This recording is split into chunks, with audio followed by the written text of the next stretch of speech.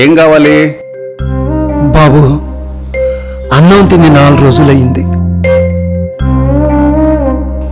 నా దగ్గర 20 రూపాయలే ఉన్నాయి. దీనికి సరిపడా అన్నం పెట్టగలవా? ముందు మీరెళ్ళి అన్నం తినండి. ఒరే రాము, సార్. పెద్ద ఆయనకి అన్నం పెట్టు. సరే సార్.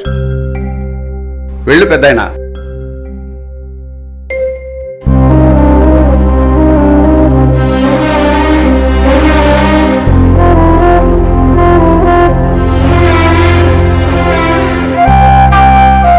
కని పెంచావు కదా అని నిన్ను కనిపెట్టుకుంటూ కూర్చునేంత టైం నాకు లేదు. తండ్రిగా నీ పాత్ర ముగిసింది.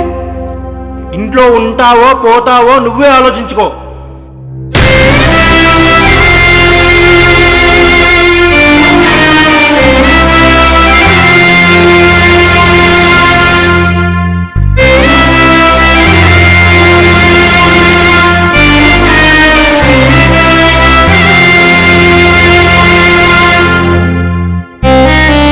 రామచంద్రయ్య,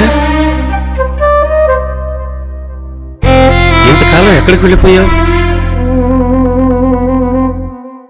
మా అమ్మాయి పెళ్లికి పిలుద్దామని మీ ఇంటికి వస్తే మీ అబ్బాయి ఏమో మా నాన్నకి మతిస్థిమితం తప్పింది, పిచ్చి ఆసుపత్రిలో చేర్చి వైద్యం చేస్తున్నారని చెప్పాడు. నువ్వేమో ఇక్కడ ఇలా. అసలేం జరిగింది రామచంద్రయ్య? నీకు తెలుసు కదరా, ఉన్న ఆస్తినంతా కొడుకు పేరు మీద వ్రాశాను. ఎప్పుడైతే రిటైర్ అయ్యానో అప్పటి నుంచే నా కష్టాలు మొదలయ్యాయి.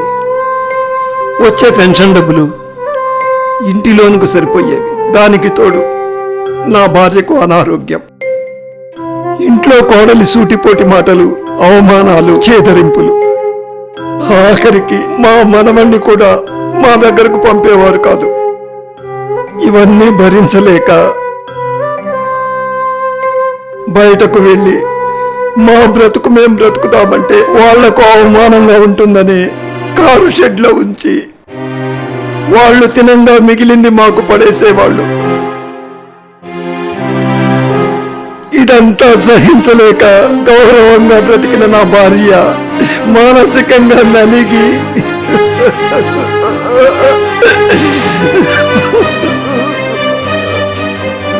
శాశ్వతంగా నన్ను వదిలి వెళ్ళిపోయిందిరా.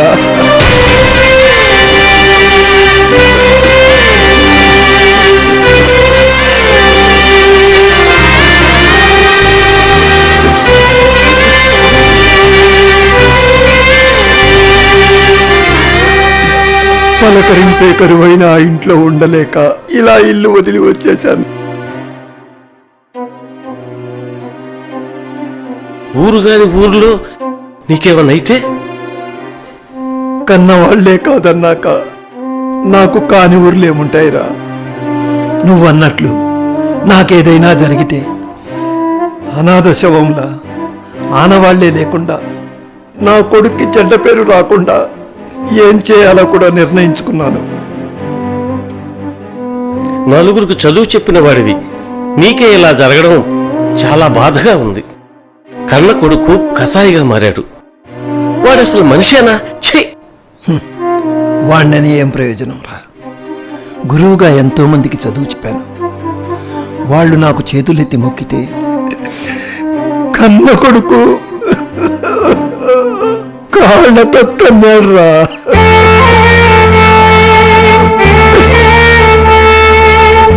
గురువుగా గెలిచాను, గురి తప్పి ఓడిపోయాను. రే, నాకొక్క సహాయం చెయ్యాలి. ఏం చేయాలో చెప్పు రామచంద్రయ్య. రే, వాడు నీకు చెప్పినట్లు నేను పిచ్చాసుపత్రిలో లేనని నీకు తెలిసిందని తెలిస్తే వాడు నీ ముందు చులకనైపోతాడు. వాడు చెప్పిన అబద్ధంతోనే వాణ్ణి ప్రశాంతంగా బతకనిద్దాం.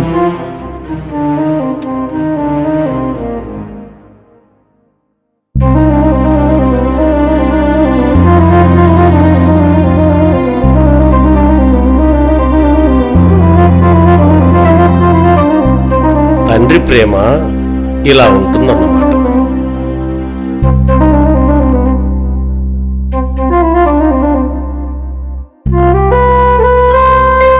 పెద్దాయనా, ఈ డబ్బు ముందు ఎంతటి వాడైనా దిగజారాల్సిందే.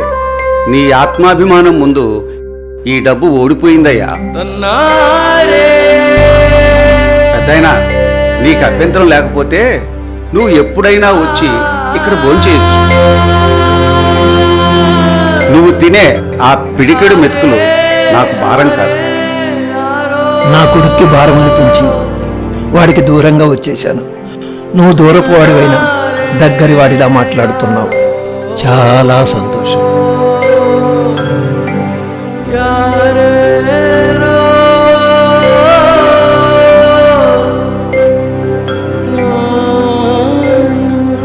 ఈరోజు నిలువెత్తు నిజాయితీని చూశాను.